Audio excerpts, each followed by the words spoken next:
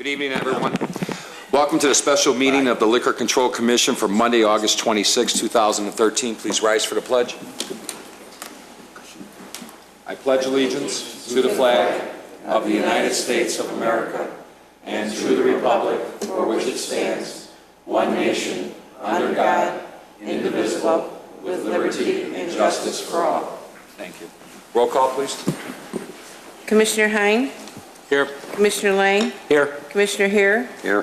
Commissioner Vogel? Here. Commissioner Kruger? Present. Commissioner Brady? Here. Chairperson Argyris? Here. New business under 5A, Madam In Clerk. consideration of a Class L liquor license, Priester Aviation LLC, 1061 South Wolf Road, for the event taking place on September 20th. Thank you. Mr. Svandelis? Nothing in addition to what was provided in your packet. Condition only upon the satisfactory results of a background check. Questions? So moved. Second. Motion by Trustee Hines, second by Trustee Lang. Roll call, please. I'm sorry, Commissioners. And Vogel, it's Vogel, wasn't it, or Lang? It was Lang and Hines first. Okay. Commissioner Hein? Yes. Commissioner Lang? Yes. Commissioner Heer? Yes. Commissioner Vogel? Yes. Commissioner Kruger? Yes. Commissioner Brady? Yes. Chairperson Argyris? Yes. 5B, Madam Clerk. In consideration of a Class L liquor license for Serenello's, 601 North Milwaukee Avenue, for 3 events to be held September 10th, September 15th, and date to be announced. Thank you, Mr. Svandelis. Nothing to add except for a condition for approval upon payment of fees. And of course, they will let me know is when the third date, which is the third allowable date of the 3 that Class L provides. Thank you. Questions? So moved. Motion by Commissioner Brady. Second? A second. Second by Commissioner Lang. Roll call.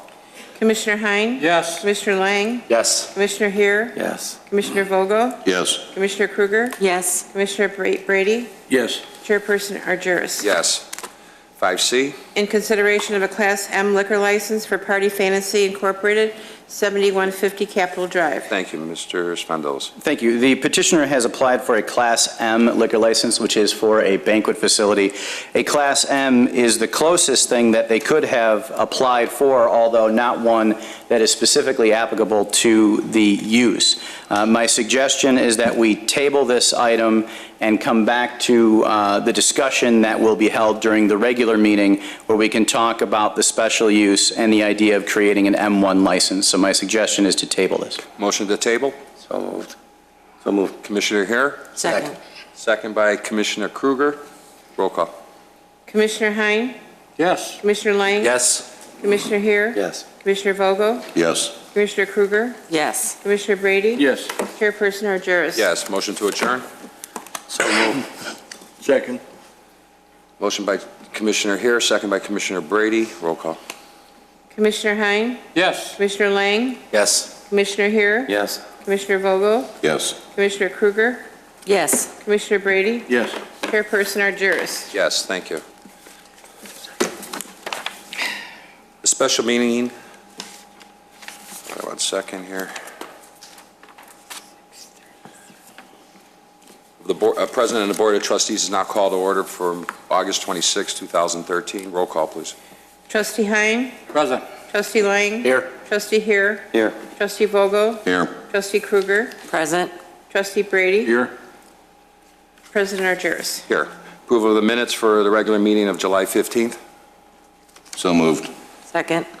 Motion by Trustee Vogel, second by Trustee Kruger. Roll call, please. Trustee Hein? Yes. Trustee Lang? Yes. Trustee Heer? Yes. Trustee Vogel? Yes. Trustee Kruger? Yes. Trustee Brady? Yes. President Argyris? Yes. Changes to the agenda, Mr. Svandelis?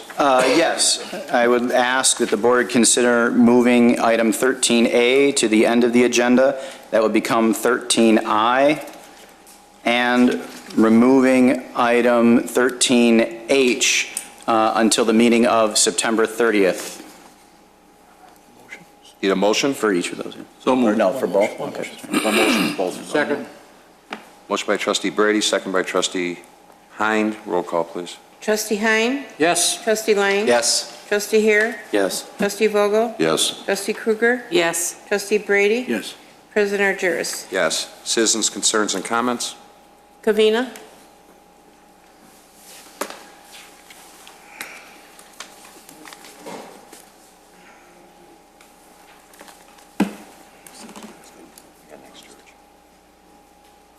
George Evers. Good afternoon, everybody. I have something to tell you about Cedar Run. The police department needs to get cameras out there so it can utilize the patrol.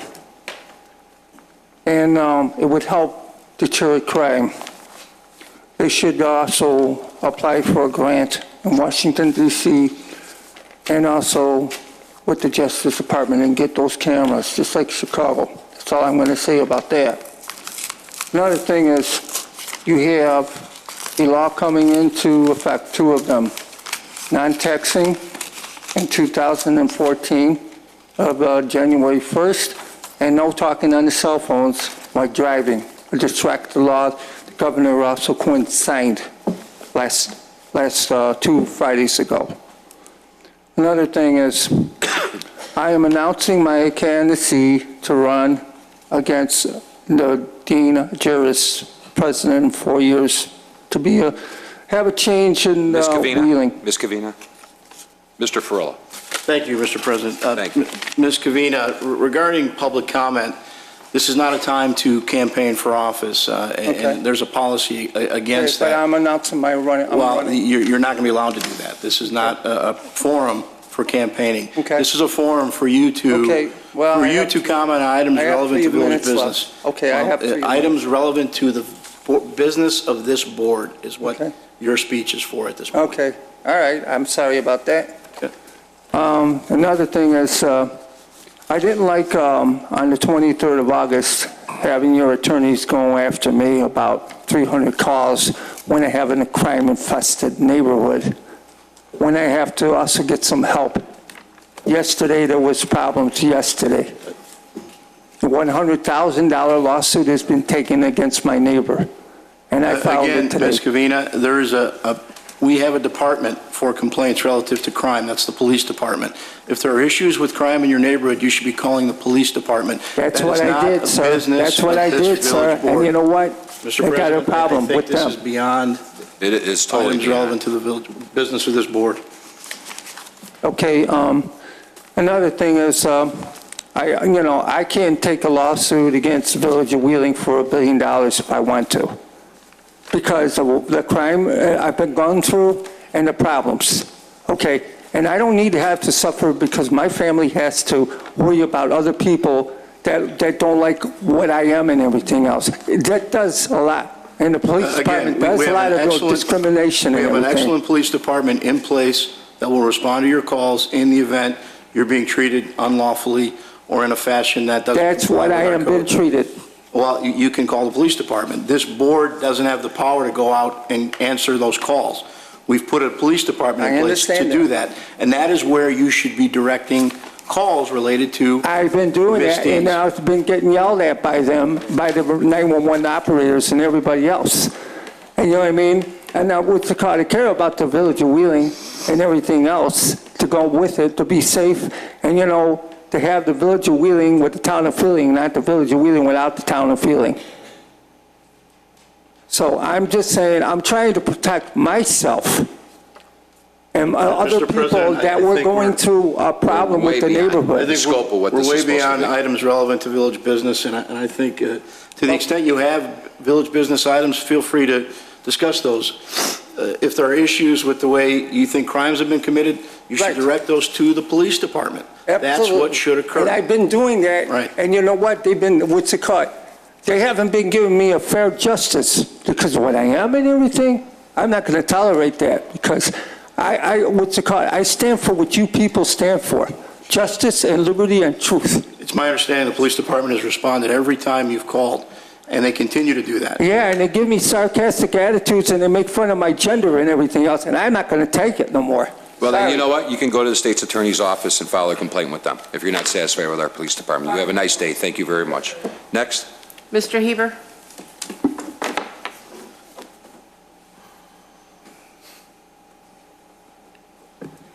My name is George Eber, 237 Cindy Lane. Been a resident of the Village of Wheeling for going on 53 years. And of them 53 years, at least 25, I've been involved in blood drives. This time I'm not going to give a talk on the blood itself. I'm going to let the person who received its wife do the talking. The Knights of Columbus are sponsoring a blood drive on September 8th. It is so very important to donate if you can. We all know some people can't, for sure. My husband needed blood, and his needed blood and platelets last year. He was diagnosed with leukemia due to generous people. He was able to get the transfusions he needed to keep him alive till he got a bone marrow. Well, that takes a while. Believe me, that takes a while to get a bone marrow. It was actually his sister. His father wasn't a match, and the only one in the family was his sister. Siblings are more apt to be able to give bone marrow to another sibling. We are grateful to the people we will never know who helped keep him alive. Thank you in advance, Chris Bunda. And if people remember about 19 months ago, I gave a talk about Dave when he was come down with his cancer and the family was in great debt. So we worked that out, and today Dave is still kicking around. He's as ornery as ever, but he's still a nice guy. And then another thing the Knights are doing is a pancake breakfast for Emma.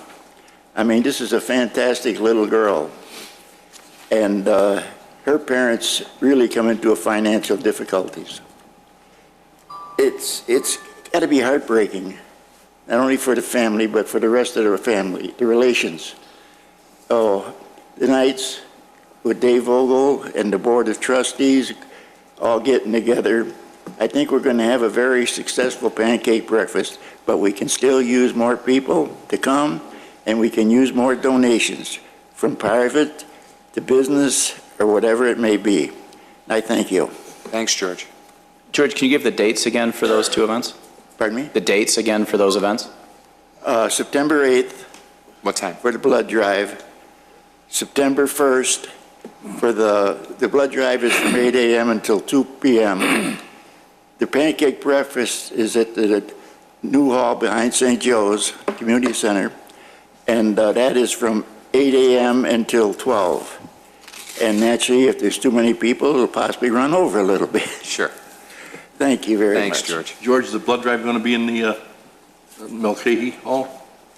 The blood drive will always be in Mulcahy's Hall. That's a Sunday during Mass? Pardon me? That's on a Sunday? Yes. This, Thank you. the 8th, yes, it's on a Sunday. Thanks, George. Thank you. Staff reports, Deputy Chief Tevens regarding traffic safety challenges. Yes, President Argyris, once again, the Wheeling Police Department has been recognized for its efforts in traffic safety by placing second in the 2012-2013 Illinois Traffic Safety Challenge. The Traffic Safety Challenge is a program which is coordinated by the Illinois Association of Chiefs of Police and IDOT in trying to get police departments and local and outside area agencies, state police, county, to focus in on their traffic program. And that involves policies, training, education, recognition, enforcement, and the effectiveness of those programs. This was the 20th year, and we are proud to say that we received a second place award. Not only did we receive this plaque with our award, we also received a LiDAR, which is a laser radar unit, as well as a moving radar unit. So Nice. kudos to our police department, our traffic safety people, and for you, the board, for supporting us. Once again, you know, it's quite an accomplishment. I think you have seen the booklet that we produce yearly in this challenge. It's not easy to do. You have to show what you do. You got to walk the talk, and we do that. So thank you again. I also had one more thing to remind people, our listeners of. School's back in session, 3 months of summer. You know, we get kind of lackadaisical in our driving habits, and when we do go through those school zones, we need to be aware of some of those issues that involve only school zones. It's a 20-mile-an-hour zone, no phones in those school zones. Speed limit you got to be aware of. Kids are walking to and from school. They get out of their parents' cars. They get off of buses. We need to be extra having our eyes and ears opened up when we're driving in those school zones. And we will be doing extra enforcement in the school zones here in Wheeling. Thank you. Thanks. If I can just piggyback on, you mentioned the word challenges. There's a neighborhood in our community, the Dunhurst area. A lot of challenges being held there today regarding the construction of the street. That's Bernice, Isa, Green, Merle. I mean, I drove through there today. It is a challenge. Word of advice for the homeowners out there regarding parking or anything, just to remind them if they're watching on TV. Well, you know, they get very concerned when they're not able to park in their driveway. And if you're going to be parking your vehicle in the street, you want to make sure you're parking in a safe area. You know, if you can find a lighted area, that's even better. But also, if you have valuables in your vehicle, you want to make sure you remove them, hide them, take them out of your car. We don't want to give the criminal out there the opportunity to get our goods that are in our vehicles. So what I tell people is, hey, be aware of what's in your vehicle and what's not in your vehicle, and be aware of where you're parking. Neighbors also, helping out neighbors is another thing. You know what? We want to make sure that even if it is in our car, we live in the neighborhood, we see someone suspicious by someone's vehicle, call the police, 911. We'll come out there, take a look at it. I know that Chief Benson had talked earlier with me about extra patrols in the Dunhurst area, so those are my recommendations at this point right now, especially when you're in those areas. And you do have to be more perceptive of, when they're digging out whether it's the curbing or the sidewalk of where you're walking, to be extra cautious there also. But it's okay to park on the opposite side. It is okay to park, yes. We have relieved some of those parking restrictions in those areas, yes. Very good. I know Trustee Lang had a quick question. Could you hold up that award for a second?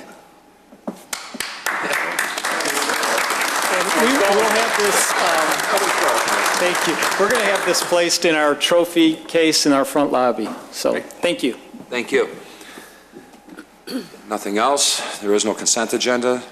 12, old business. We have to remove it from the table. Remove from table. Oh, I'm sorry. Okay. Go ahead. Entertain a motion to remove from the table. So moved. Trustee Lang. Second. Second, Trustee Hare. Roll call. Trustee Hein. Yes. Trustee Lang. Yes. Trustee Hare. Yes. Trustee Vogel. Yes. Trustee Krueger. Yes. Trustee Brady. Yes. President Argyros. Yes.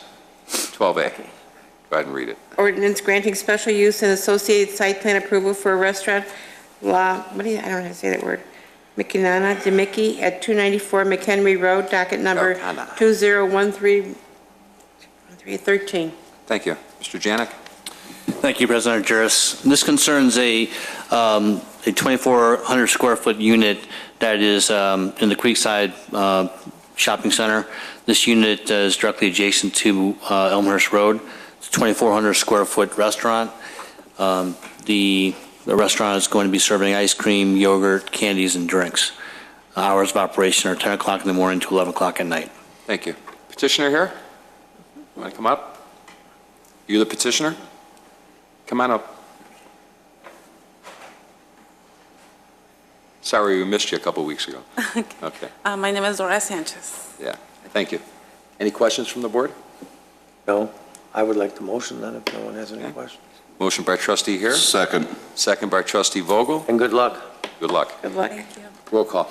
Trustee Hein. Yes. Trustee Lang. Yes. Trustee Hare. Yes. Trustee Vogel. Yes. Trustee Krueger. Yes. Trustee Brady. Yes. President Argyros. Yes. Welcome and good luck. Thank you. 13A, new business? 13A is going to be 13I, so we're going to skip that one and go to 13. Well, we're going to go 13B now. All right, discussion, 13B discussion, proposed amendments to Title 14, Section 4.32.080, classes of licenses regarding liquor service at banquet facilities. Thank you. Mr. Svandelis? Thank you. The proposed amendments to Title IV revolve around a Class M liquor license, which is what the petitioner for Party Fantasy has asked for. The reason that we're bringing before you a consideration for amendments is that as written, a Class M would not allow this business to function. Class M is a banquet facility, and two of the key components of a banquet facility license are, one, exclusivity of business, meaning that you have to function as a banquet facility, that is your main purpose, and two, you have to have a permanent kitchen facility on site.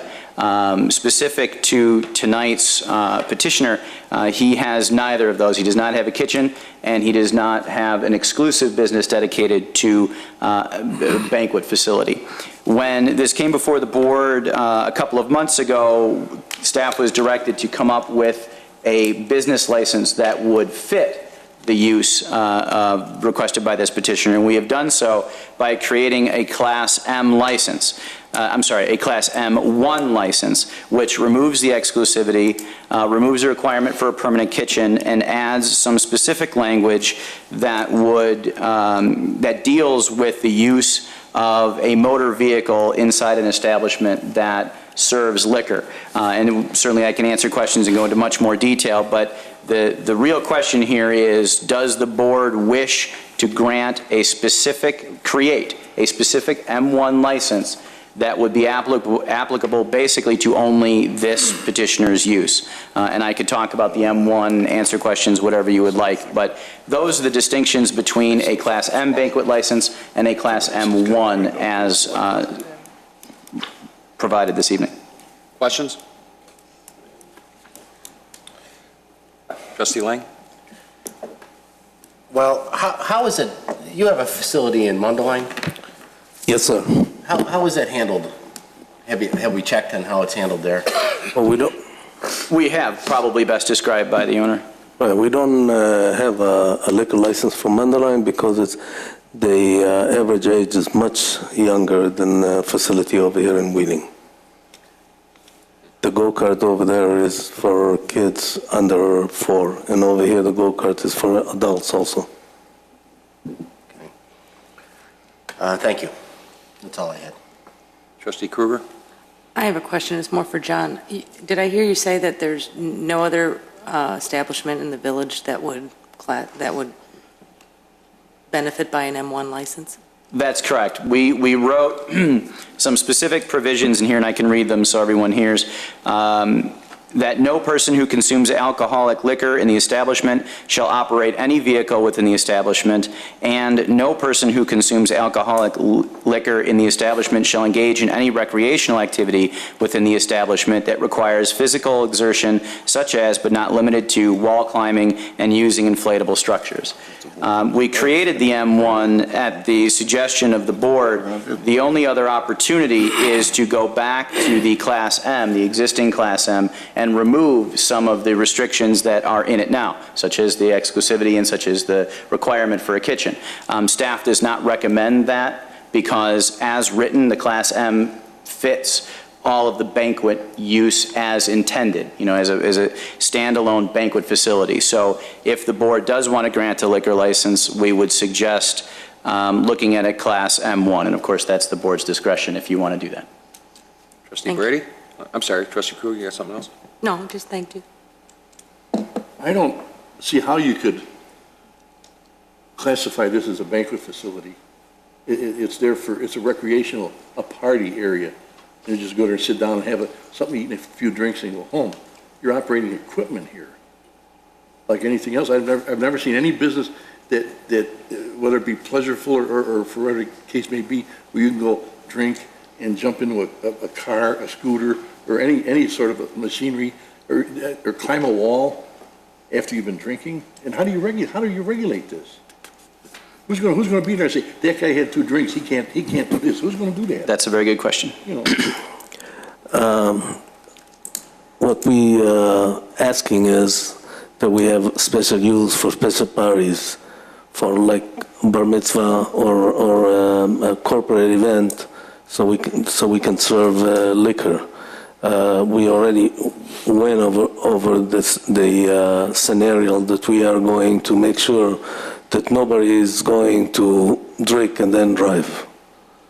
My secretary in the city of Chicago used to go with her family to a place that was on Addison or something. It was a donkey ball or something. They ride around these electric carts and play Whirly ball. basketball. Or what is it? Whirly ball. Whirly ball. And they weren't allowed to drink at all. There was no alcohol in that place.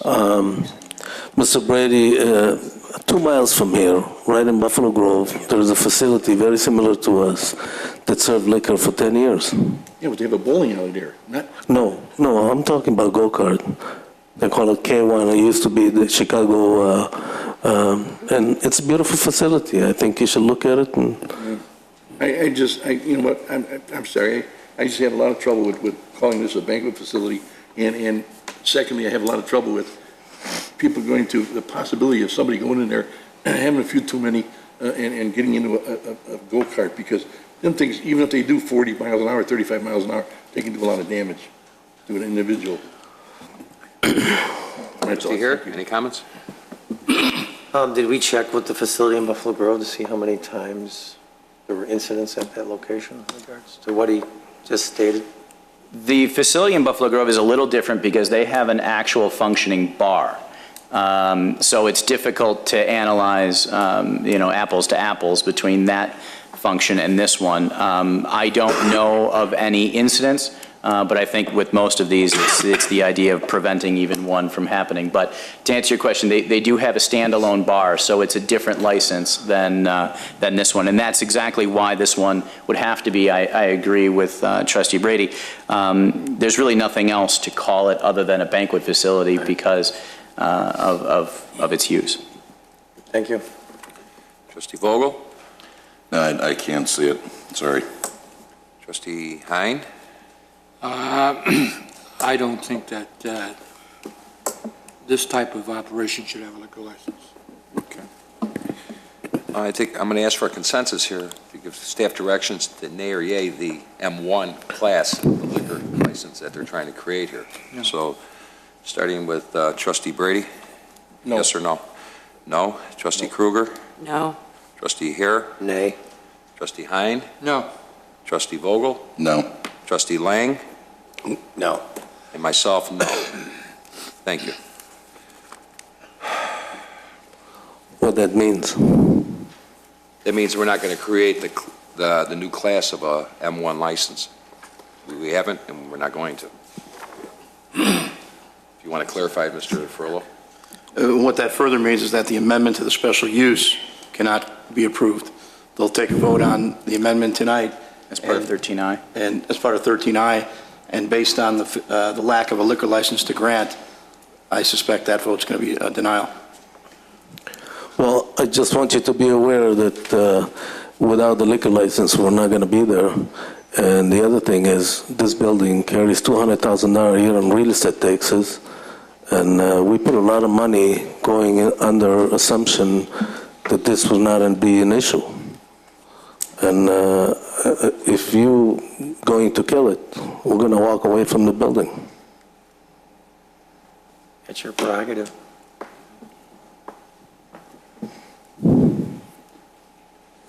I don't see why can't you look at facility very similar to that. What is that different between this and bowling alley?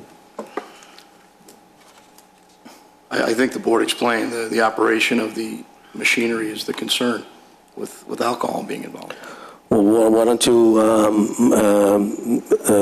send your police department or fire department to check how the facility in Buffalo Grove is doing.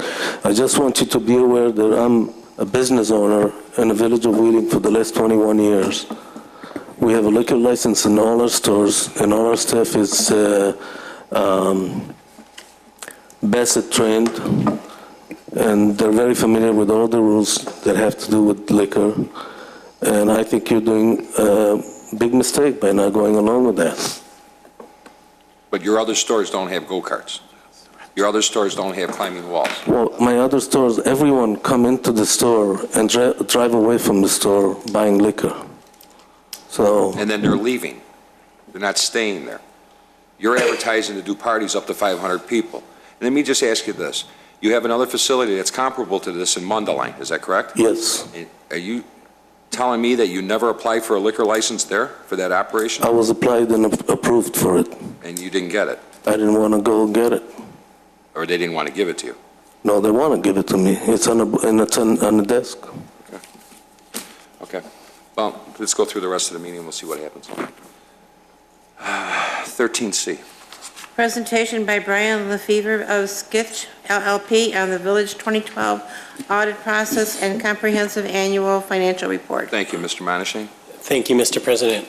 As you'll recall, in June of this year, I made a presentation to the board on the results of fiscal year ending 2012. And tonight I asked Brian Lefevre, our auditor from Sikich LLP, to come before you and answer any questions you might have about the 2012 comprehensive annual financial report or the audit process. So with that, I'll hand it over to Brian. Thanks, Brian. Thanks, Michael. On behalf of Sikich, I'd like to thank the President and the members of the board for inviting us to answer any questions you might have and also present some brief comments for you on the comprehensive annual financial report for the village's year ended December 31st, 2012. As you all know, the audit process includes input from all departments and you, the village board, to identify areas of the greatest risk in determining how to most efficiently apply our audit procedures. In addition, I also want to make you aware the timeline for the audit is a process that begins all the way in November of last year when we have a planning meeting with key individuals within the village to lay out the timetable for the year. We have site visits here at the village in January, March, and April, and then ultimately that results in the report being drafted in May and then finalized in June. The comprehensive annual financial report is on the village's website. It's composed of three key sections: the introductory section, the financial section, and the statistical section. Within the introductory section, the third document, Roman numeral 3, is the award that the village received for its comprehensive annual financial report, or CAFR, for the village's year ended December 31st, 2011. The 2012 document has also been submitted. If the village were to be awarded the 2012 document, it would be the 33rd consecutive year that the village has received this award from the Government Finance Officers Association. It's a well-known award, very respected within the local government community, and also recognized by the debt markets as well. You should all be commended for continuing to be involved in this program.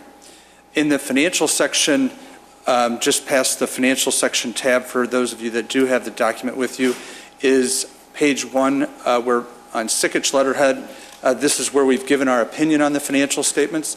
In order for us to give an opinion on the financial statements, we need to follow two sets of standards.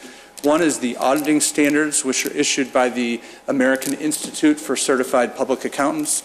The auditing standards tell us the type of procedures that we need to perform when we're doing our audit and performing our testing and procedures. The second set of standards is the financial reporting standards. What is this CAFR supposed to look like? And those standards come from the Governmental Accounting Standards Board, or GASB. Once we apply those two sets of standards, we can then give an opinion on the financial statements. And we're pleased to present an unqualified audit opinion. And what that means is that the financial statements are presented fairly in accordance with generally accepted accounting principles, free of material misstatement. And this is the highest level of opinion that the village can receive on its financial statements. In addition to the financial audit opinion, we also have to apply a couple of other opinions to the work we perform. Specifically, the village has also engaged us to, as required by the State Comptroller's Office, to give an opinion on your compliance of your tax increment financing districts. We did not have any exceptions with that opinion, which is also contained in this document on page 154. And then finally, the federal government requires a separate single audit of federal expenditures anytime the village expends greater than $500,000 in federal funds in any particular fiscal year. You might recall in 2011 there was a single audit. In 2012 you were not at the $500,000 level, so therefore you do not have that separate single audit. You were just over $400,000 in fiscal year 2012. Just past the independent auditor's report is the management's discussion and analysis. This document, along with your annual budget document, would be where I would recommend that you turn constituents to gaining any knowledge of the financial operations of the village, questions related to the finances. Those two documents are where you want to direct them. Specifically, the management's discussion and analysis is a very good document because this is where the village itself gets to explain the financial statements of the village and make a comparison between the 2012 and 2011 year. Overall, we received all the information we needed on a timely basis, have established a very good professional relationship with the village, and be happy to answer any questions that any of you might have. Thank you. Questions? Trustee Boger? Just to have one clarification for my point of view. Well, you talked about a federal audit and $500,000. What monies other than grants, are there any other monies other than grants that make up that $500,000 limitation? Those would be grant funds, and then there's oftentimes things that you might not think of as a grant, where maybe you get dollars from IDOT for a joint project. It's really a grant, but it might not come across as a grant. And then also any federal asset forfeiture dollars are also part of that overall single audit. But generally it is grant dollars you're talking about, but just because a grant came from the state of Illinois, a certain department, it might be flow through federal money as well. Yep. It's none of the fuel tax? The motor fuel tax is not subject to the single audit. Okay. Yep. Thank you. Very good question. Anybody else? Thank you, but special thanks to Michael Monashane and his department. You know what, for the many years, I've been here since you've been here, and every year you amaze me on how you keep this all together. I mean, there's so many different funds, so many different things that change constantly, working with you guys for all these years. And you know what, you make us proud, and those awards keep on coming in because you're doing a great job. You really are. Thank you. I applaud you and your department for that. Thank you so much. Thank you. Thank you. Have a good day. 13D. Resolution authorizing the village president and clerk to execute a non-binding term sheet for the development property comprising a part of the town center redevelopment project area, TIF district of the village of Wheeling, Cook and Lake Counties, Illinois. Mr. Svandelis. Thank you. I am very happy to present this evening a term sheet for the Urban R2 development, which we affectionately refer to as the old Wicks site. You know, for well over 20 years, the village has been working towards creating a downtown, and within the last month, we have really seen the spark for that downtown ignite with a project that was approved a couple of weeks ago, and now with the presentation this evening, we're finally beginning to realize the efforts of the Plan Commission, the board, and staff over the last 20 years. With that, I will ask Economic Development Director Malanaphy to talk about the specifics of this project. Thank you, Manager Svandelis. As you said, this is an exciting day in Wheeling. Many years have gone into this process, and the vision for Wheeling Town Center is one step closer to reality. This is a public-private partnership to develop Wheeling's downtown, and it envisions a high-density, transit-oriented, master-plan mixed-use development around the train station featuring residential, retail, entertainment, second-floor office space at the discretion of the developer. And we believe that the term sheet encapsulates the village board's vision for the former Wicks site to become the village's downtown. The town center TIF district was developed primarily to provide funding for land acquisition, infrastructure improvements, TIF-eligible expenses, and we believe that Urban R2 and Marquette companies, they envision approximately 300 residential units and about 100,000 square feet of retail facilities. This project is a catalyst for other projects around the town center TIF, including Northgate Crossings, which you mentioned, which was approved a couple weeks ago. These two projects will add about 500 residential units to the village of Wheeling. Staff has finalized the term sheet. We have really focused hard on the land conveyance issues and that schedule to ensure that the village receives the village greenway and all the upscale facilities and amenities that were proposed. The town center is going to generate both direct and indirect economic impact and benefits. We envision about $40 to $50 million in sales annually, and the project obviously will provide full and part-time construction jobs as well as permanent retail and restaurant jobs.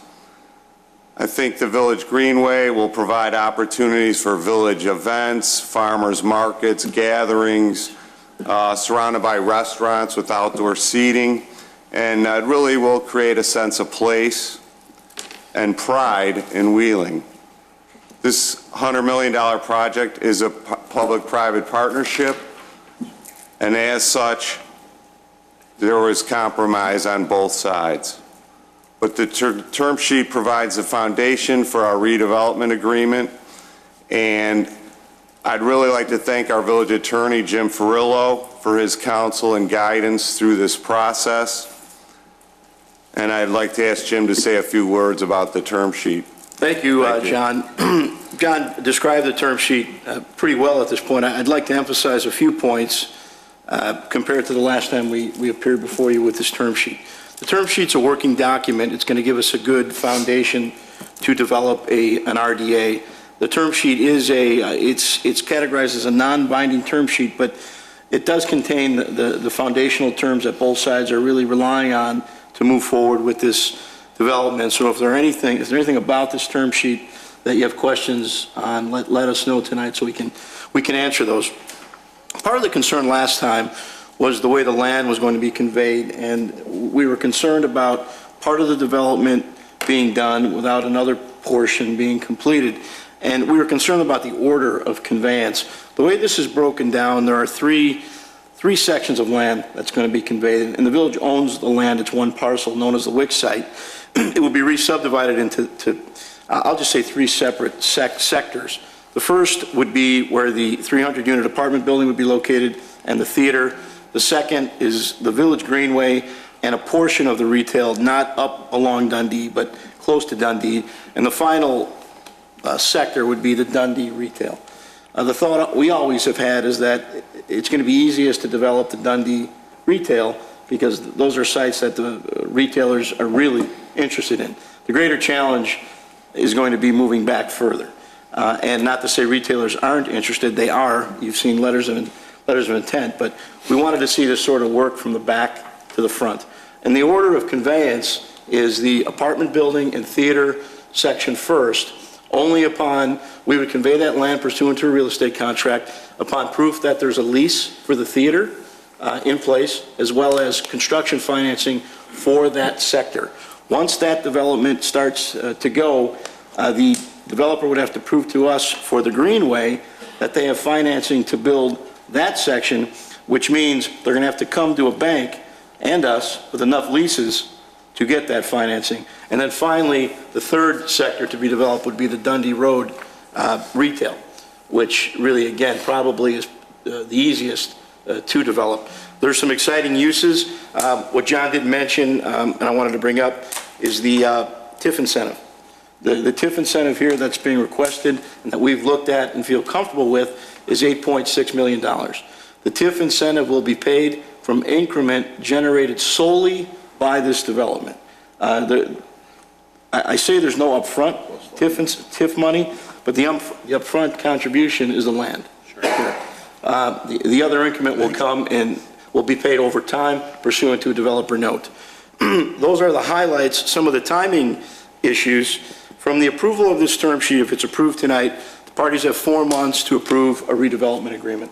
And there's going to be a negotiation that takes place. You've all been through the RDA process. It doesn't move quickly. We may exchange documents 15, 20 times before it's finally completed. We'll be coming to you over that time for your input.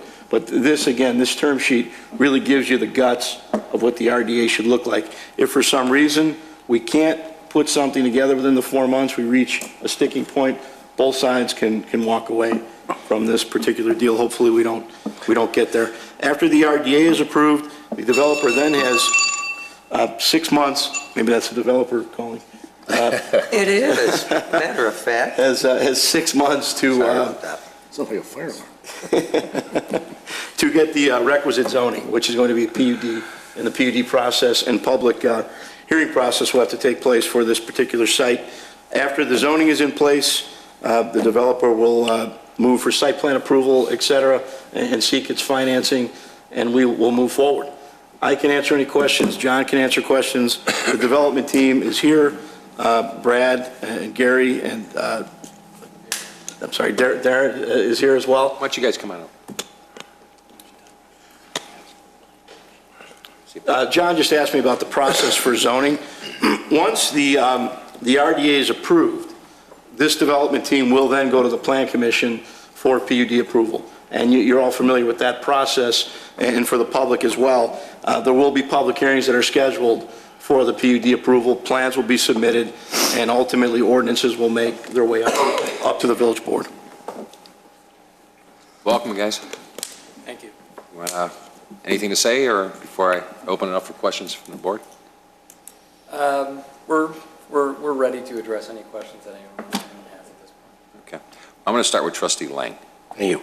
Well, more of a statement than a question. I'm a big supporter of this plan and really counting on you guys to make it work. But in the process, please help us work with Metra, petition Metra to get a rear at-grade crossing. We need more traffic flow through that area. We're going to do what we can on our end as well, but any help we can get from you guys would be appreciated. And also expanded evening and weekend service for Metra would go a long way. And we have some work to do with that as well with the other communities along the line to make that happen. But anything you guys can do as well, that would help. I'd love to work with you and find out what you have, what conversations you've had with them and, help out. I do believe it's a partnership, so. I think those two things will help. It's just going to help that whole area, and that's, at this point, that's what we need to start thinking of. How are we going to make it work and make this top project? And so the hard part's done. We know what we want to do. Now we got to make it work. So, thank you. Thank you. Excuse me, can you talk into the mic when you're talking, Yeah, guys, please? talk I into it. really appreciate it. Sure. Thank Trustee you. Kruger, I'm going to go with you next. Oh, thanks. You're welcome. Okay, hey, first of all, nice to meet you. This is my first exposure to you in an official role. I don't know if you remember that I came before this board asking them to visualize this thing happening one day. And I closed my eyes and everything. Did you? That's good. And now you look what you I see. was hoping you'd say that. So that's good. I'm glad. Figured you were going to bring that up. I hate to be a negative Nancy, but I have to ask about a section, maybe this is more for Jim, but page 4 of the term sheet. Sure. Very beginning, village staff must be notified and approve changes greater than 3 months to construction start and/or completion dates. I'm imagining that in the RDA, there'll be penalties for going over these kinds of deadlines.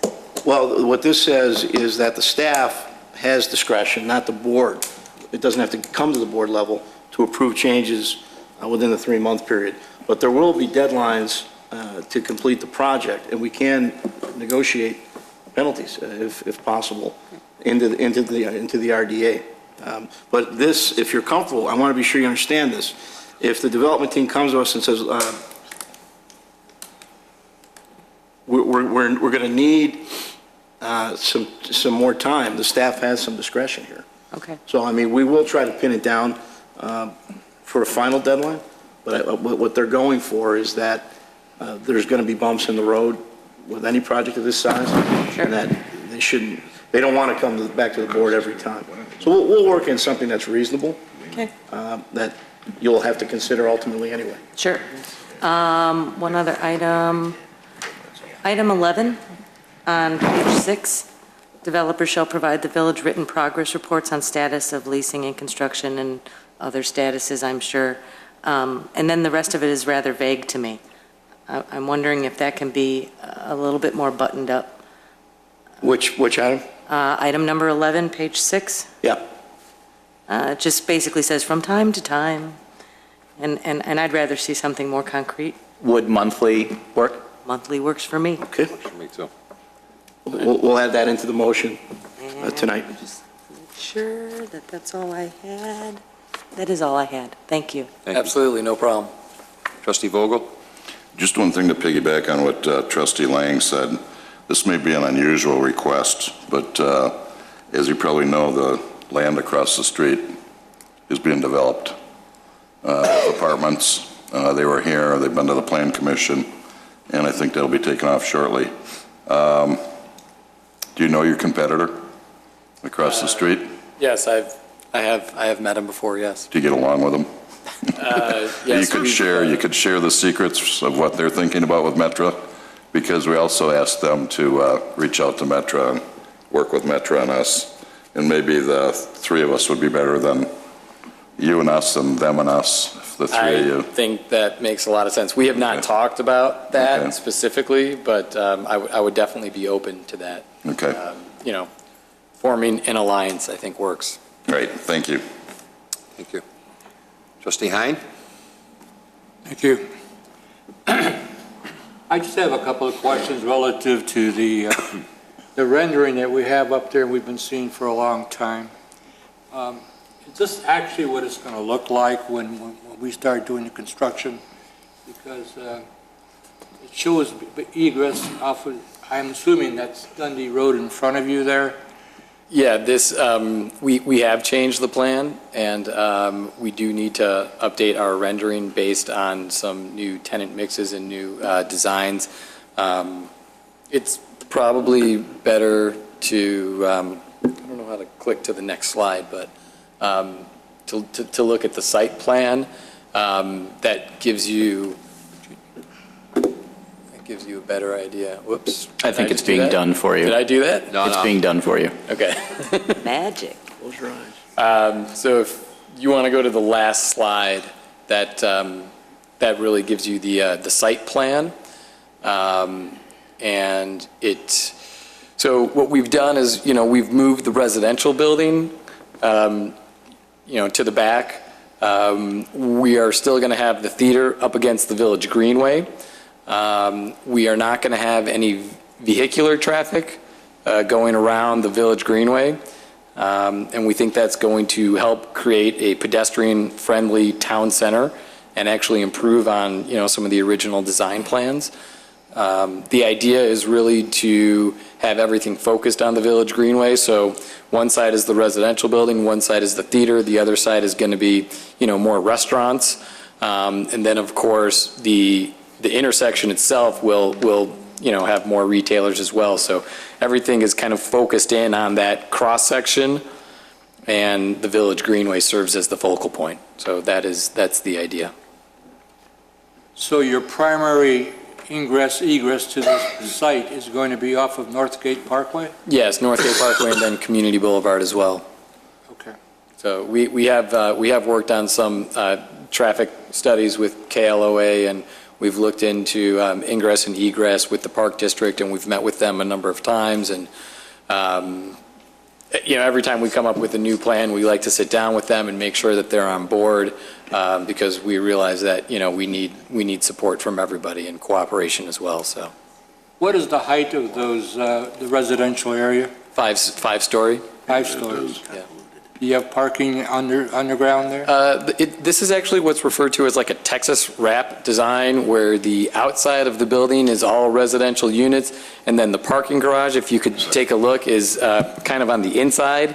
So it splits the apartment building in half, and then you have two different common amenity areas. One side would be featuring a pool, the other side would be more of like a garden area.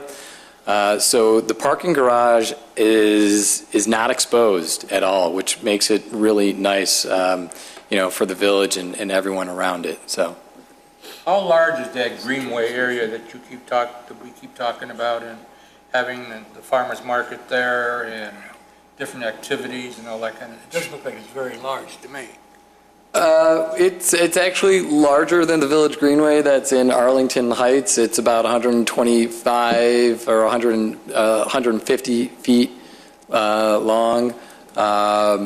And the Village Green in Arlington Heights, I actually think serves very well.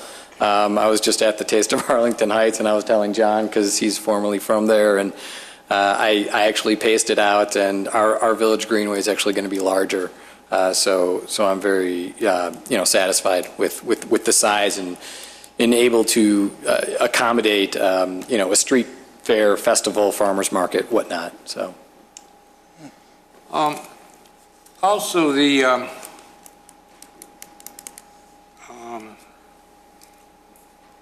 you're asking for $8.6 million in TIF money. That's correct? Yeah, that's all based on infrastructure. Okay. And you're asking us for the land for $1? That's correct.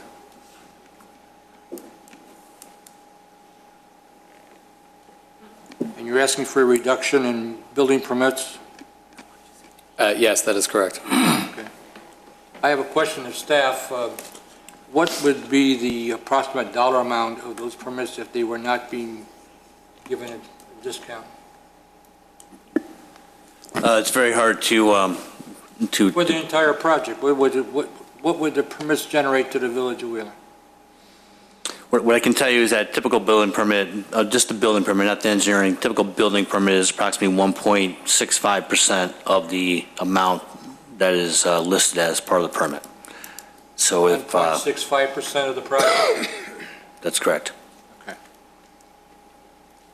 Will there be any TIF monies given to any of the leasehold, to the retailers such as Kiefer's and Rizza's and such? Will they be asking for TIF money? Not to our knowledge. They would go to the developer for any incentives. Those would not come from the village directly. Okay. Thank you. Trustee Brady? Thank you. I'm reading through this, and part of the village financing is this school set-aside. And I read it, and it sounds like at some point we're going to count the kids in there, and that's what you owe. Explain what this means, this school set-aside, as part of this TIF incentive. Somebody, please. I can try to answer that, and then Jim can help me out if necessary. Essentially, the way the term sheet is structured and the way the TIF law works more specifically is that if the project generates children that are in the school system, we have to make a payment to the school districts every year based on a formula that's established in state law. And so what I believe the term sheet says is that the incentive that's given to the developer would occur after those payments to the school districts are made initially. Right. So in other words, the school district will be getting payments. Now, is that based on amount of kids actually generated, or is it based on a formula that's used per unit? It's based on the actual children that are located in the development, and we're familiar with this process because we make a payment to School District 21 every year based on the Prairie Park development. So it's not something that we're unfamiliar with. If I go back to some of those projects, there was quite a bit of discussion beforehand on how much they should be contributing to the school on the pretense that there were going to be kids. And there was some words went back and forth about there are not going to be any kids, there are going to be kids. And it didn't come down to, well, let's let everybody move in and we'll count the kids, because that's what actually ended up happening. I think the Prairie Point or Park Point's got one kid living in it, But before that, I thought that the old that was the old Naperville ordinance when I first got on the Plan Commission. They had specifics as to how many units and how many kids potentially could be generated from a unit, and that's what the developer owed. I don't know how long the law has been in effect, but we actually get an invoice every year based on the amount of children that come out of a development. Just got one last week. Good. There are two different issues too. If you remember, there are impact fees under our village code. Well, that's where that came from. I think that's what you're referring to. This payment comes under the TIF Act. It's a separate payment. It's completely different.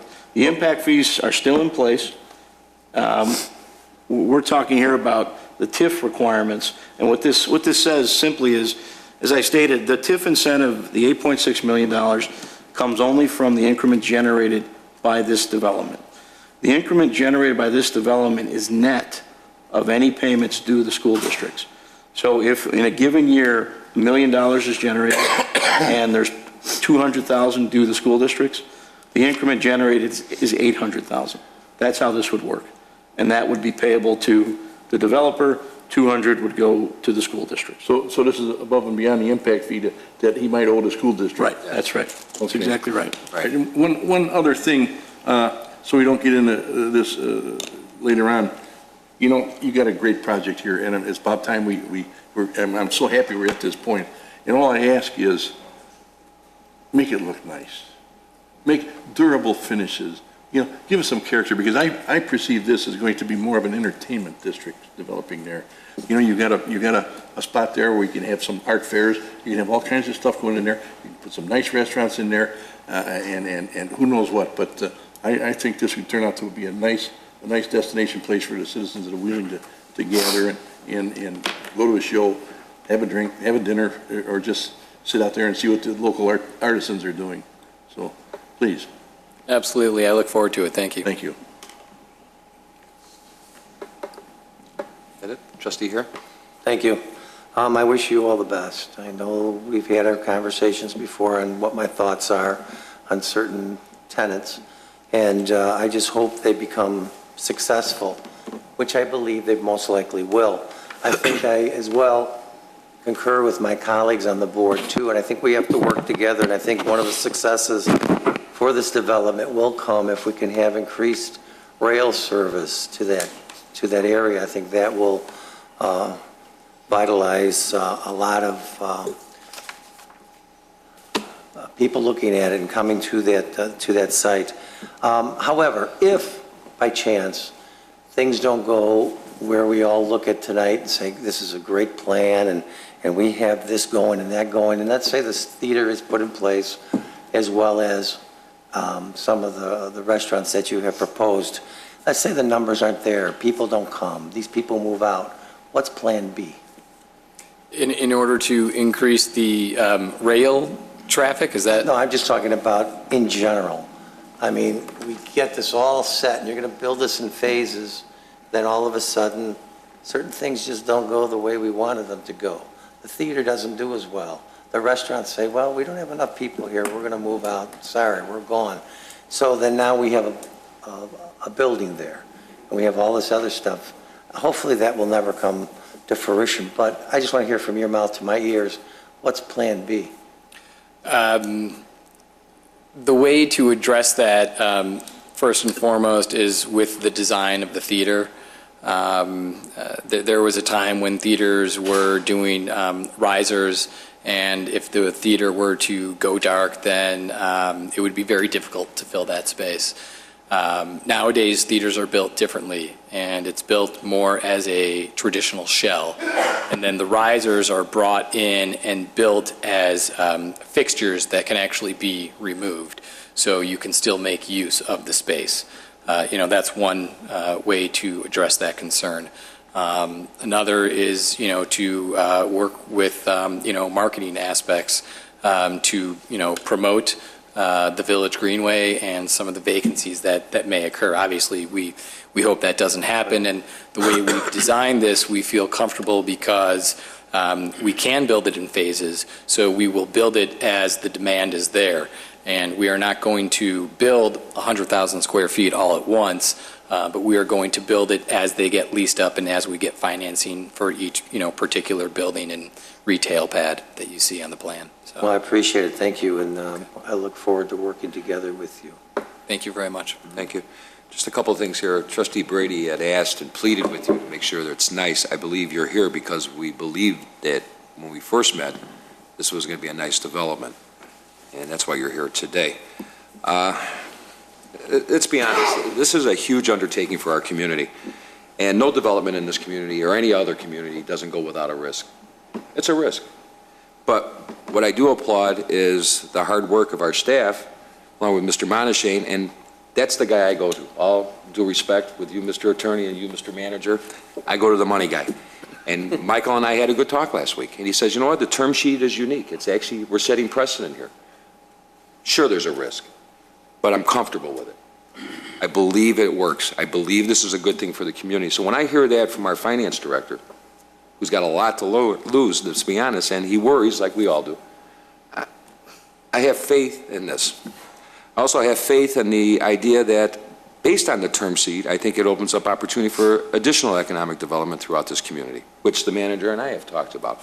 My concern was if we're throwing all our eggs into this one basket, what does it do to other areas within the community? We have a huge undertaking regarding reestablishing the TIF, which will be part of the condition when we move forward here. TIF laws have helped the school districts, and we're fulfilling our obligation in laws regarding that, and I feel good with that. We've done a lot here. This board's done a lot in the last couple of months. We've approved, if this gets approved this evening, to move forward. We're talking about $130 million in new development in the village of Wheeling, creating thousands of jobs, and based on the predictions of this increment, $40 to $50 million a year in net revenue. There's not many towns around here that I know of that are doing that. And I think we should all be proud of that, and we should work forward, move forward, and start working together with this. We knew what this was going to be about. We hit some bumps, like everybody else did, with economic development. But you know what? You hung in there, and we were hard on you, me in particular. And I think in the last couple of months, you really got the flame in you a little bit because I was serious about timelines. And I'm serious about the timelines that are being proposed here today. We're a partnership now. Absolutely. If this goes through, and we need to follow through and move forward because we have too many things, other things on our plate that we want to get done as well. So, Mr. Furlow, I'm going to go back to you. Sure. I know there's some language you're looking for before we make a motion to approve. Thank you, Mr. President. There are two conditions that I'd ask be added to a motion to approve. The first condition being that the approval is subject to the resetting of the Town Center TIF in 2014, and the second condition is the amendment of Section 11 of the term sheet to require monthly progress reports. With that, if you could ask for a motion. I ask for a motion. So move. Motion by Trustee Hare, second by Trustee Vogel, was it? Lang. Lang. Roll call. Trustee Hein. Yes. Trustee Lang. Yes. Trustee Hare. Yes. Trustee Vogel. Yes. Trustee Krueger. Yes. Trustee Brady. Yes. President Argyris. Yes. Fellows, good luck. Looking forward to the future. Thank you very much.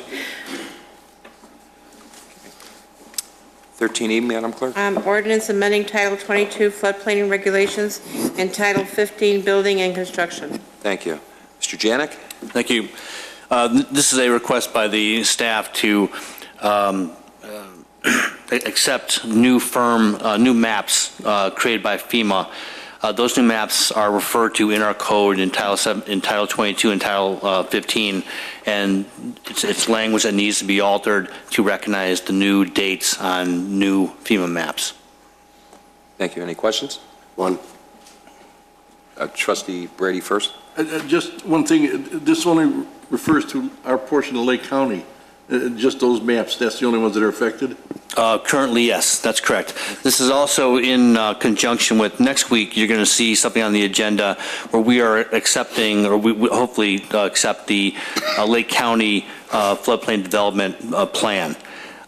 These panels are in Lake County, and next week you'll see us hopefully bringing to you a proposal to accept the Lake County portion of our community for the floodplain development plan.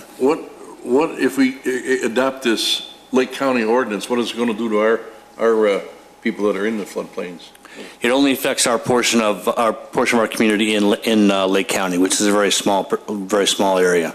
I thought it said here that this would be adopting this here, we'd be doing all of our areas, no? Well, it only affects the areas where these FEMA maps have changed. Okay. Okay, which is mostly in Lake County. Okay, so moved. Trustee Lang first. Oh, sorry. Good question from Trustee Brady. That's what I had, so. Okay. I'll Anybody else? second. Trustee Brady made the motion, second by Trustee Lang. Roll call. Trustee Hein. Yes. Trustee Lang. Yes. Trustee Hare. Yes. Trustee Vogel. Yes. Trustee Krueger. Yes. Trustee Brady. Yes. President Juris. Yes, thank you. 13F. Resolution approving a banking service agreement with Coe Taylor Bank. Thank you, Mr. Monishing. Thank you, Mr. President.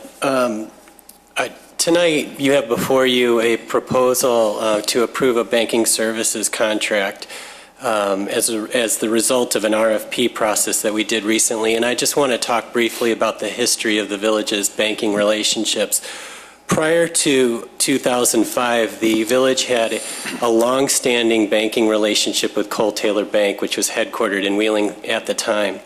And in 2005, I decided to send out an RFP for banking services because I felt that after many years of banking with one bank, we needed to get some competitive pricing from other banks to make sure that we were getting the best deal available to us. At the end of that process, the end of the process resulted in us signing a contract with Fifth Third Bank. And the initial contract was for 4 years, and ultimately we renewed that contract, and the relationship has been a very good one for the last 8 years. But it was time to do an RFP again, and so in May, we sent out RFPs to 7 area banks and asked them to provide competitive proposals for depository and disbursement services, lockbox services, for our purchasing card program and our credit card program. In June, we received 5 responses from the 7 banks that we sent the RFP to. And the most competitive of those proposals, ironically, came from Coe Taylor Bank. They had the lowest fees of the 5 banks that submitted proposals and one of the most competitive interest rates as well. One of the attachments in the agenda item that we sent out to you shows a comparison of the 5 banks and what they proposed. And the proposal that we received from Coe Taylor, if accepted, would save the village between $69,000 and $84,000 over the initial 5-year period. We asked for proposals for a 5-year contract with an option to renew for an additional 5 years, and that's what they submitted to us. In addition to reviewing the proposals, we also contacted the references for Coe Taylor Bank. And they had excellent references from area communities. Tonight, I asked Jill Hagan to be here. Jill is a senior vice president with Coe Taylor Bank. And I'll just say as an aside, in talking to Coe Taylor's references, they had nothing but great things to say about Jill. So she's here to answer any questions you have. The proposal that Coe Taylor submitted includes reasonable increases in fees in years 4 and 5, and if the village decides to renew for an additional 5-year period, it also includes an increase in year 6. But even with those increases, their proposal is still lower than any other bank we received, or any other bank that submitted a proposal, rather. The last thing I want to say before I answer any questions is that during this process of reviewing the RFPs, we learned that Coe Taylor Bank is going to be acquired by MB Financial in the next year or so. The timing on that was pretty interesting. But Jill can answer any questions that the board has about that acquisition and the transition to MB Financial. I'm comfortable with it, and by approving the contract tonight, we will lock in the pricing that they submitted to us. And then finally, I just want to acknowledge and show my appreciation for the input that we received from Trustee Vogel, who, as the Finance Department staff liaison, participated in this process, and I appreciate that very much. So with that, I would ask if the board has any questions for myself or for Jill, who's in the audience. Come on up, Jill. Questions from anybody? Trustee Vogel? No, I have no questions, just a comment that I did very little. But thank you, Michael, for the accolade. But Michael and his staff did all the work, and I just looked at it, and it was a good deal for us. And I think we'll have a good relationship with Coe Taylor. Anybody else? Just one question. Will it remain Coe Taylor? Will it change its name to MB? I mean, is that up in the air still, or what? We will become MB Financial. You will? Yes, we will. Okay. Yes, we will. Good. I'll entertain a motion.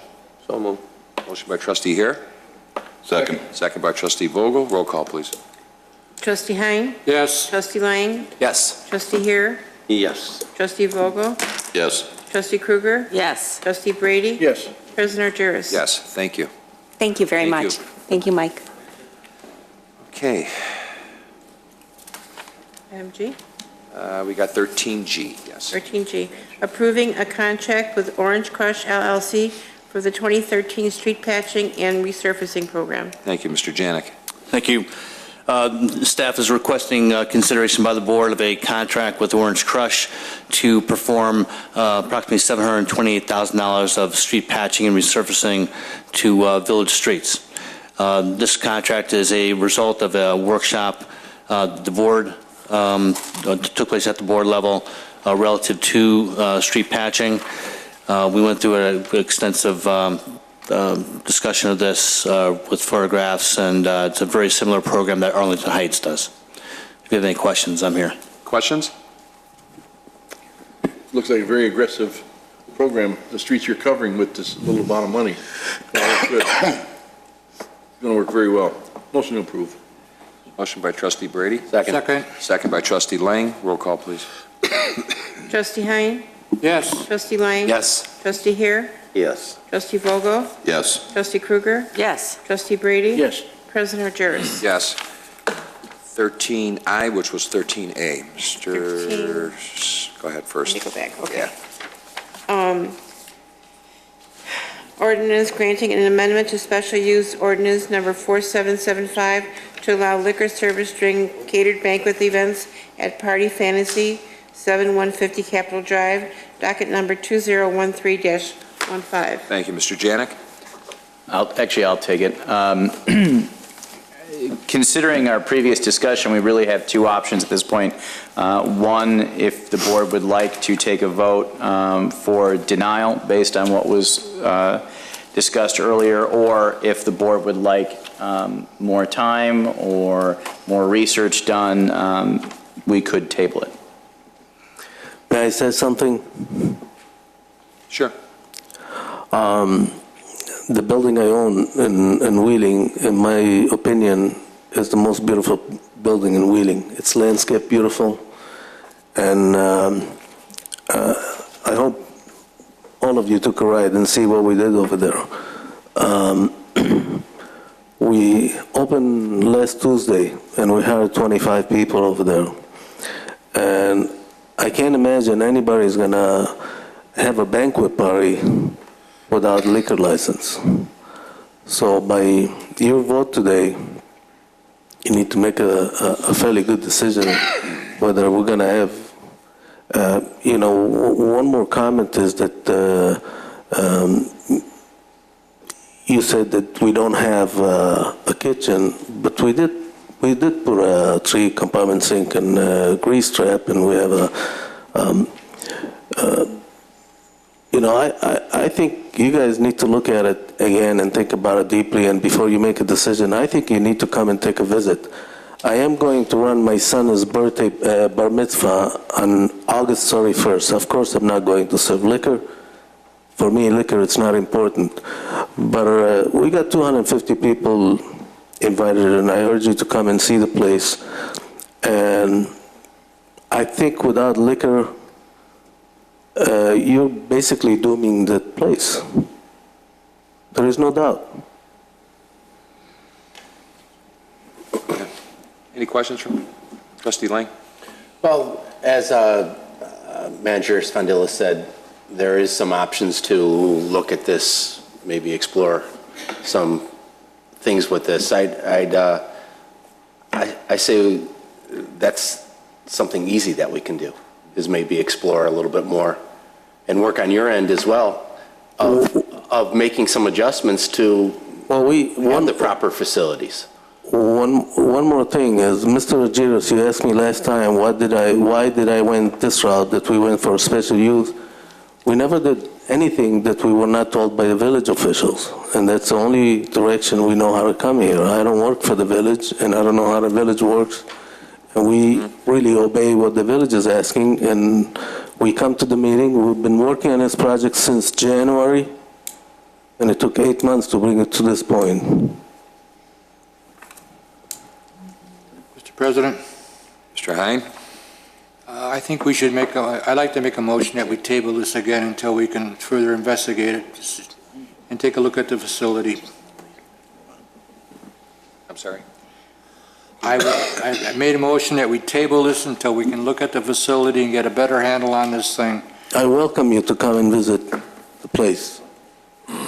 But in all fairness, though, and I'll come, because I like to see it myself, and it is nice. And believe me, this is not something that we're picking on you or anything like that. You've been a long-time business owner here in our community. We welcome that. But I think with staff, what we need to give a clear direction to our staff. Are we open to establish some type of liquor license in that facility for that type of use? Are we open to it? If we're open to it, then staff needs to work with this gentleman here. We need to table this thing here. He needs to have his bar mitzvah for his son, and we need to move on. But staff needs direction here. To turn around and table this thing, if you'll go check out the bar mitzvah, we're not being fair here with our staff. We got to know if we're going to move forward with an open mind of coming up with some kind of idea.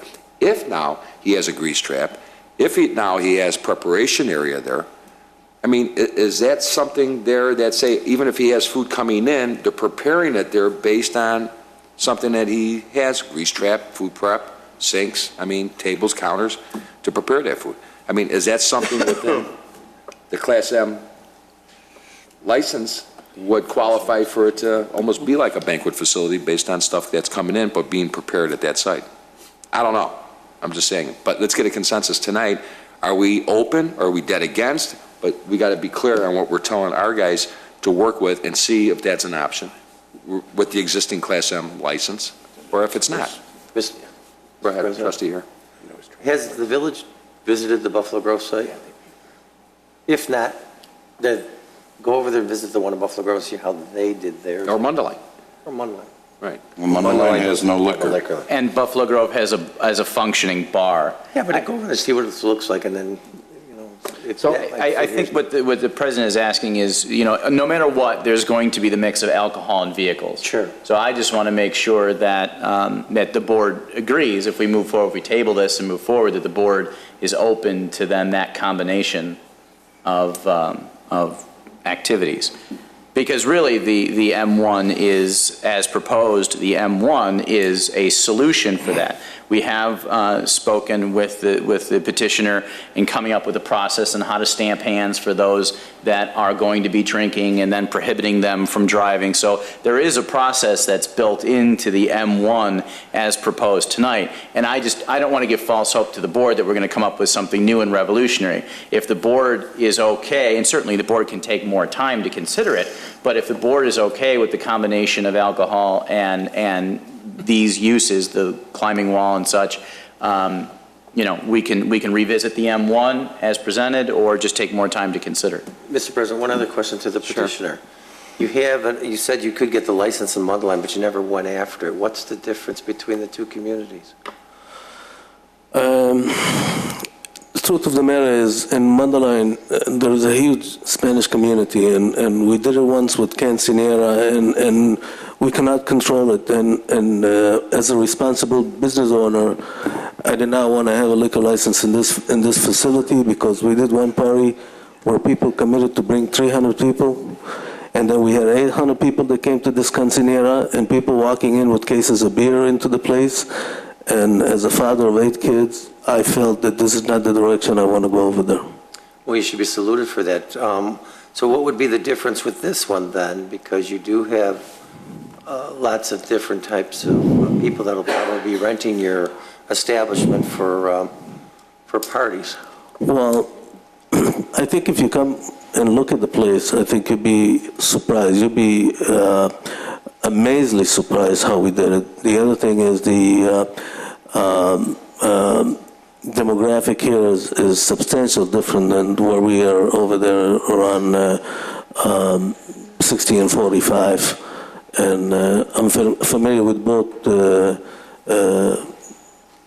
cities. I have many properties in Mundelein, including the entire corner, the entire triangle, about 40 acres between 60, 45, and 83. And I own all the businesses over there. And it's a different community than over here. Well, I think you could have your same problems here that you probably imagined up there as well, but I would like to work a little bit further with him, and I think, obviously, hear from him how he's going to deal with issues. If you get X number of people there, is he going to be required with this liquor license to hire security to be in the building so it doesn't become a free-for-all? I don't know. I don't know. Yeah, are you, if you're having something now, you cater the food in, right? Excuse me? You cater the food into any the thing you have? Yes, sir. You know, I think maybe what's muddying this thing up is this banquet, the word banquet. It's not a banquet facility. He doesn't serve banquets there. This is an amusement, indoor amusement park. You know, instead of trying to give them a banquet license, maybe if we can find a way to guarantee that people are drinking, do not operate dangerous items inside the building, we can separate it that way. Right now, banquets... Well, and that's exactly what the M1 is. Right. Exactly what you're asking for is the M1. Yeah, but that's under banquets, though. But the only other option is a full liquor license. There really is nothing else that this falls into, because they don't have a kitchen and you don't have a full-service kitchen. That's what I'm saying, but he can cater. He can certainly operate it as an amusement park, an indoor amusement party park, and have caterers come in and serve food. That would not be considered a banquet. And that's true, but that means then the liquor license would have to follow the caterer. Right. Which means for every event, he would have to manage. Like we approved tonight with exactly. Mr. He'd be coming before you for. He is the caterer. Place in Buffalo Grove. So the caterer gets the liquor license. Has a full bar and also does various things with entertainment. What do they? They have a Class C license just like any other bar. And that wouldn't fit here? Well, no, this is not a full bar. He's not asking for, what is he going to be serving? Just beer and wine? We are going to serve liquor when there is a party or corporate event. And that's when there is a party or corporate event, the facility will be closed to other customer. And that's the difference. In Buffalo Grove or other locations that are similar type uses, you can go to the Buffalo Grove location and just drink. You don't have to participate in any way. In this case, the only way that you could be served is, please correct me if I'm wrong, is to be on the second floor and have booked a party. Otherwise, you cannot get an alcoholic beverage.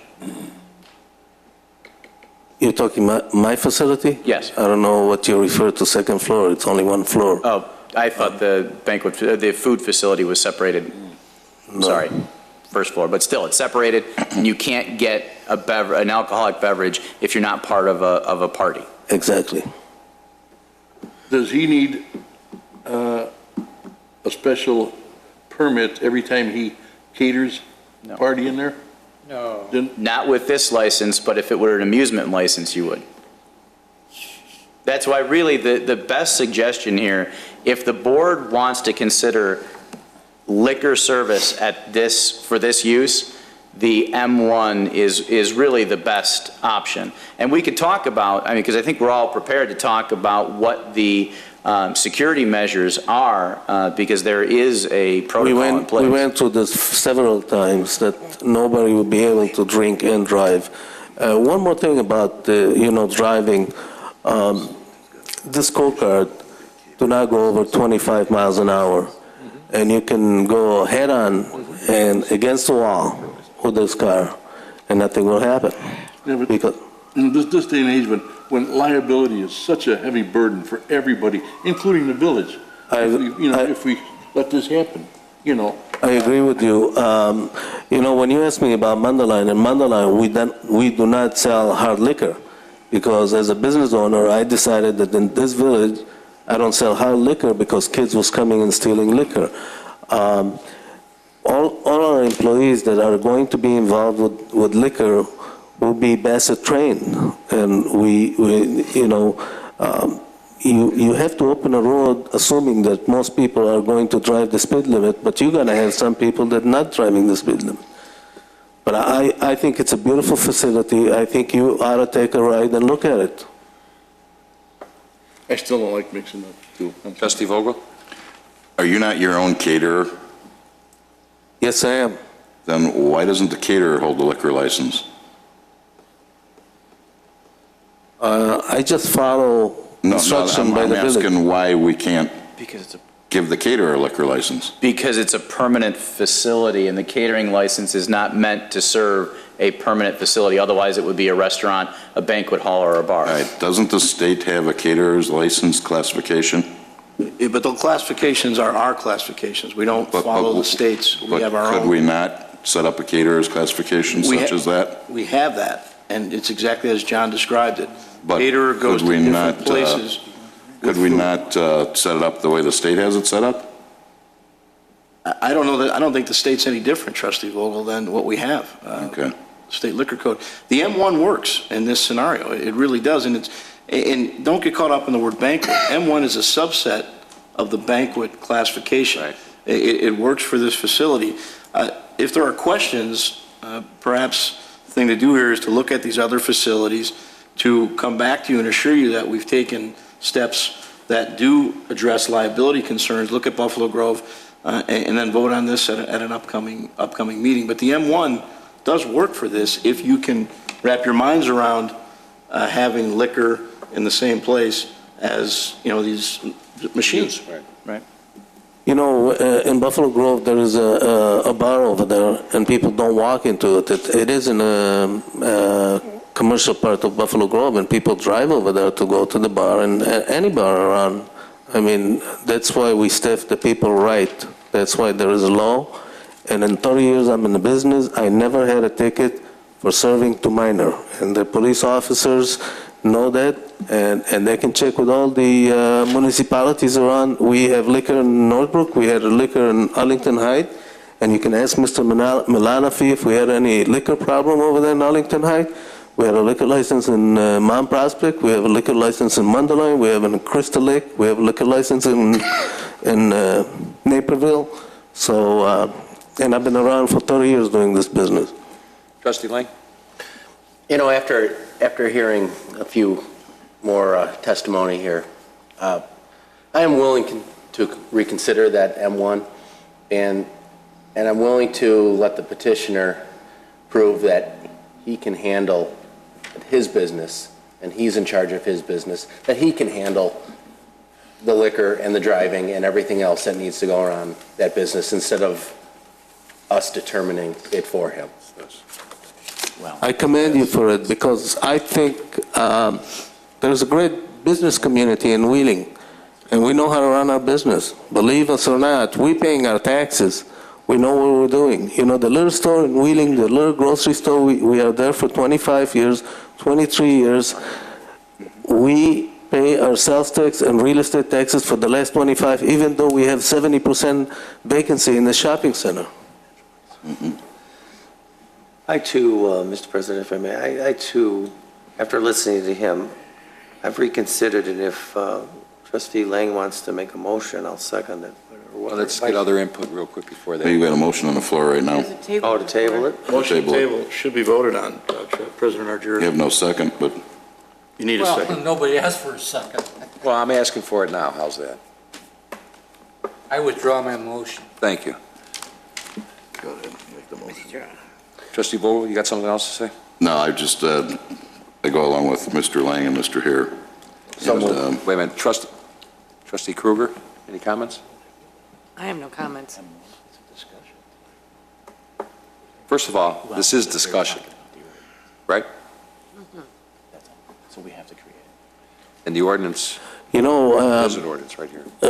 I suggest, an ordinance. why don't you give me a 6-month trial?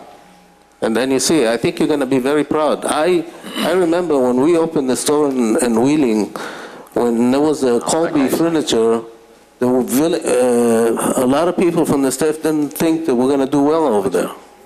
Because we're having this conversation that really was part of the discussion item that was earlier in our agenda, here's what I recommend. Take a consent vote.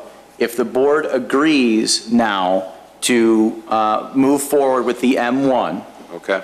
we will put on the agenda for September 3rd the creation of an M1 license. The immediate question now is the ordinance granting the special use. I would suggest you table that so that we can create the license, you approve the license, and then you can approve the special use. The problem is we're having the conversation now as part of the ordinance discussion as opposed to the creation of the license discussion. That's why this is getting a little hairy. So if the board agrees, table tonight the ordinance granting a special use ordinance, and we will come back, if the board agrees, with the creation, the formality of creating the M1 that you have in draft form before you. So we want a consensus first if we want to create the M1 classification. Consensus. Trustee Brady, yes or no? No. Trustee Kruger? Yes. Trustee Hare? Yes. Trustee Lang? Yes. Trustee Hein? Yes. Trustee Vogel? Yes. Myself, yes. Make a motion to table.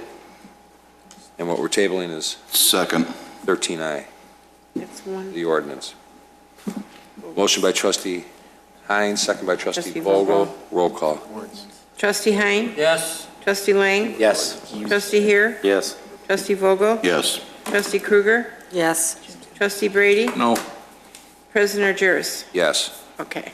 Mr. Furlow's got something to say. Real and I quick, have something to sum up what will happen next week, the Liquor Commission will meet again to vote on an M1 license, and the Village Board will meet and will vote on the creation of an M1 license and the approval of the special use amendment. That will take place on Tuesday. And in the future, if you guys would, please, and I'm not beating anybody up here, but let's get our agendas in place here so we're not moving around all over the place. Discussion should have happened first, then the ordinance second. From now on, let's make sure these things are done right. Thank you. Thank you. Okay. Official communication, Trustee Brady, I'll start with you. Nothing today, thank you. Thank you, Mr. Lang. Trustee Lang? Nothing to add, thanks. Trustee Hein? Nothing, thank you. Really? Trustee Hare? Nothing. Thank you. Trustee Kruger? Nothing, thank you. Trustee Vogel? Yes, real quickly, just a reminder, we're doing pancakes for Emma. I think you've all heard about the problems Emma's had physically. She came through a 14 to 16-hour surgery a couple of weeks ago and is, I believe, faced more surgery. But we're going to do a pancake breakfast. It's all you can eat.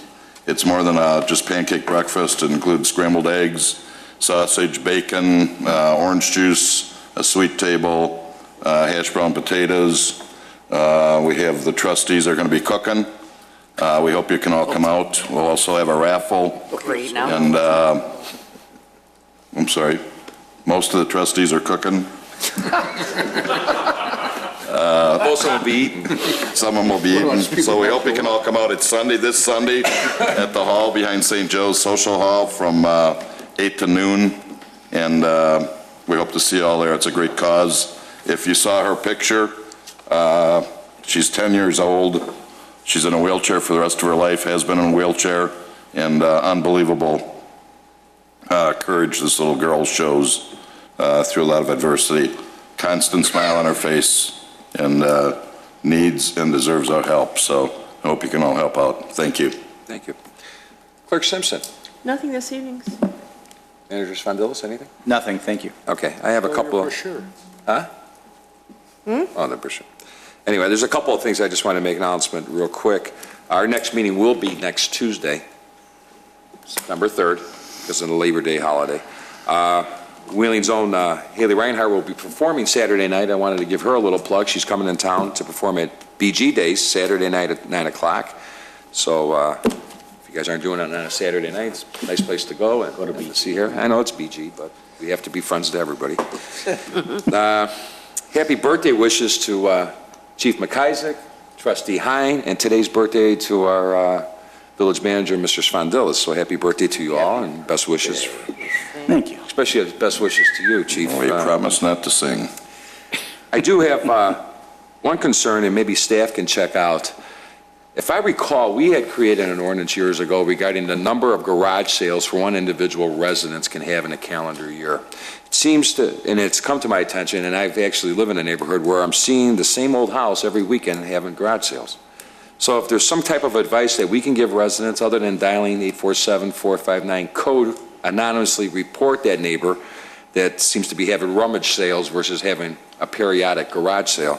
It seems to be evident a lot on Beverly Drive and some other areas within the community that I notice on the weekends, and it's come to the attention of other neighbors. So if there's a way, Mark, that we can help you with code enforcement or get that message out to some of those guys. I know you can't be everywhere, and it's hard, but it is being done more frequently lately all over. So if you have any comments. The best way is to contact us. Once you contact us, then we watch those houses. There is a certain number of days they can do it per year. There are some homes that, some locations that we do watch in particular, but if there is some locations, to contact us. Okay. Thanks, Mark. And again, thanks to staff and working with everything that we've been doing the last couple months, but tonight was really a milestone, and it really was. And I think it's sending us in the right path of doing some better and greater things in our community. Mary, did I pass you up? You had anything else to say? You didn't pass me up. I did? Okay. As for the approval of the bills for August 1st, 2013 through August 21st, 2013. So moved. Second. Motion by trustee Vogel, second by trustee Kruger. Roll call. Trustee Heim? Yes. Trustee Lang? Yes. Trustee Heer? Yes. Trustee Vogel? Yes. Trustee Kruger? Yes. Trustee Brady? Yes. President Argyros? Yes. No executive session this evening. Everybody have a happy Labor Day, and I entertain a motion to adjourn. So moved. Motion by trustee Heer, second by trustee Brady. Roll call. Trustee Heim? Yes. Trustee Lang? Yes. Trustee Heer? Yes. Trustee Vogel? Yes. Trustee Kruger? Yes. Trustee Brady? Yes. President Argyros? Yes. Good night, everyone. Thank you.